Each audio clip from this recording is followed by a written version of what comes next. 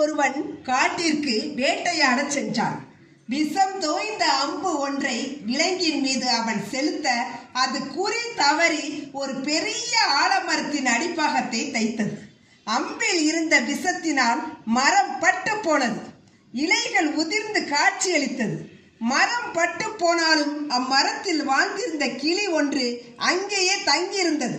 இது கண்டு இந்திரன் அங்கு வந்து கிளியை பார்த்து, காட்டில் எவ்வளவோ மரங்கள் இருக்கின்றன, அங்கு செல்லாமல் பட்டுப்போன இம்மரத்திலேயே ஏன் இருக்கிறாய் என்றான். அதற்கு கிளி சொல்லியது, இம்மரத்தில்தான் நான் பிறந்து பறந்து ஓடியாடி மகிழ்ந்து வளர்ந்தேன். இம்மரம் பூத்து குலுங்கி எனக்கு காய்களும் கனிகளையும் தந்தது. அவற்றை உண்டு நான் வளர்ந்தேன். என் வளர்ச்சிக்கு பெரிய உதவி செய்த இம்மரத்தை விட்டுவிட்டு என்னால் செல்ல முடியாது. இம்மரம் நல்ல நிலையில் இருந்தபோது அதன் பலன்களை அனுபவித்த நான் இம்மரத்திற்கு கஷ்ட நிலை ஏற்பட்ட போது அதை விட்டு பிரிவது நியாயமில்லை. அது செய்நின்றி மறப்பதற்கு ஒப்பாகும் என்றது. கிளியின் வார்த்தைகளை கேட்ட வேடன் மனம் மகிழ்ந்து கிளிக்கு வேண்டிய வரத்தை கேட்க சொன்னான்.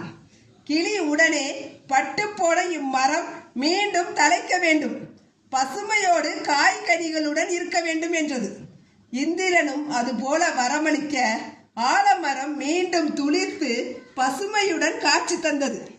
ஆக எந்த ஒரு செயலை நாம் செய்ய மறந்தாலும் ஒருவர் நமக்கு செய்த நன்றியை மறவாது இருப்பதுடன் உதவி செய்தவருக்கும் நம்மளான சேவைகளை செய்ய வேண்டும்.